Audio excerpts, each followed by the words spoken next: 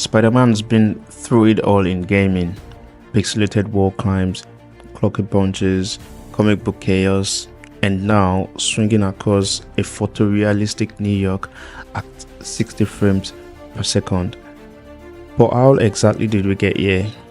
From 1982's beeping boxes to today's open world masterpieces, Spider-Man's gaming evolution isn't just wild, it mirrors how far games themselves have come.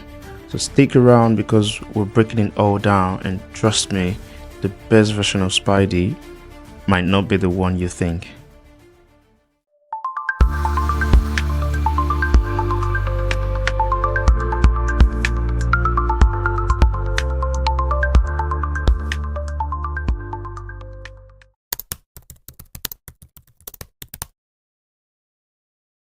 So let's rewind.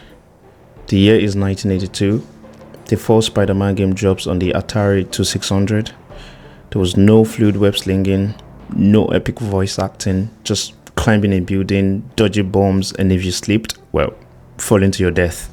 It was janky, it was basic, but hey, it was Spider-Man. So fast forward to the early 90s, and Spidey's was popping up in side-scrolling beat-em-ups like Maximum Carnage, which was, to be fair, an iconic red cartridge. It was brutally hard with comic panels and Venom cameos that made fans really scream. But these games didn't feel exactly like Spider-Man, to be fair. I mean, he could punch and jump, but swinging and wall crawling, not so much. Fans were really waiting to actually be the Spider-Man. And then the year 2000 came and everything changed.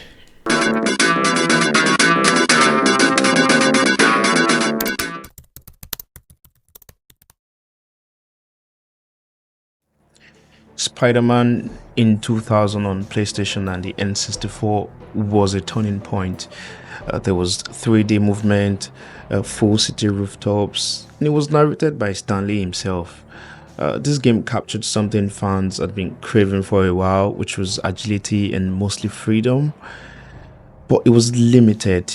You couldn't touch the ground, and the city was mostly foggy. And then came Spider-Man 2 in 2004, and this game became legendary. For the first time, swinging was physics-based. Your web had to stick to the buildings. You could dive, flip, rise again, and that felt like true freedom. And Tobey Maguire's voice, a little tired sounding, but he had this nostalgic gold built into it. Spider-Man 2 became the blueprint, basically.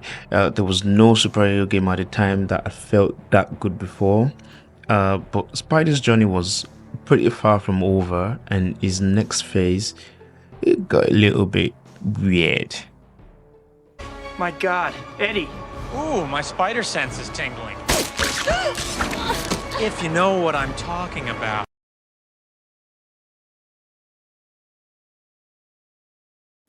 Between 2005 and 2012, developers went wild. Ultimate Spider-Man gave us a fresh comic book art style, letting us play as Venom, who could literally hit civilians. Spider-Man 3 added black suit rage, but struggled under the weight of its own ambitions and bugs. Then came Web of Shadows, a darker tone, symbiote switching, morality choices. Some people loved it, others not so much. Honestly, I think Web of Shadows might have aged better than people think, because I still remember the hair combat till today, still sick. And just when fans thought things couldn't get more out there, Shattered Dimensions dropped. 4 Spider-Man, 4 universes, 1 chaotic ride. This was Spider-Verse way before the Spider-Verse. It didn't have open world swing freedom, but it gave us a glimpse at what Spidey could be beyond Peter Parker. But nothing, and I mean nothing, prepared fans for what came next.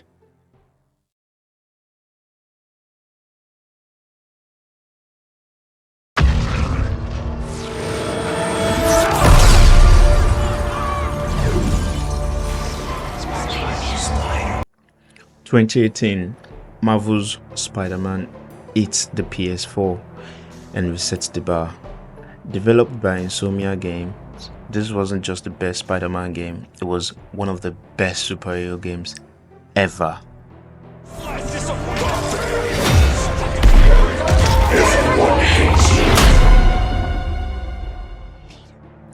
Combat was smooth, fast, and creative. You weren't just swinging, you were flipping off rooftops, pulling enemies into walls, using gadgets mid-air. Tell me that never gets old, because it didn't. Then came Miles Morales. Shorter, yes, but with more soul. Harlem felt alive. Miles's Venom powers added flavor, and the soundtrack with fire.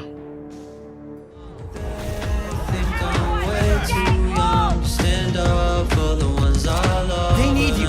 I'll help your mom.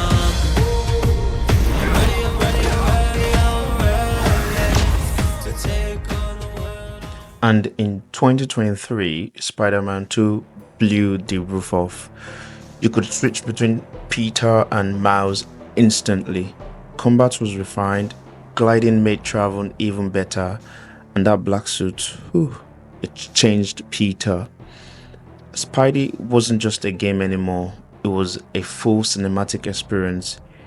If you played Spider-Man 2, what was your favorite moment? Mine, that first time Peter loses control with his symbiote. That was my favorite moment, yeah.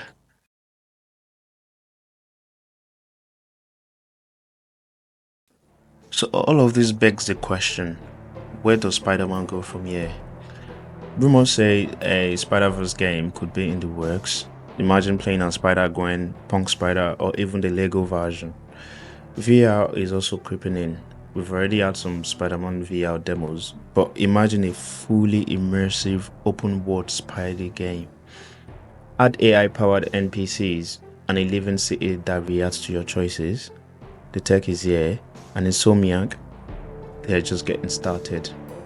So from falling off pixelated buildings to mastering web physics, the Spider-Man's evolution in gaming shows how far games themselves become. More than 40 years, dozens of games, and somehow Spider-Man still feels fresh. Whether you started with Maximum Carnage or Miles Morales, there is a version of Spider-Man that made you feel unstoppable.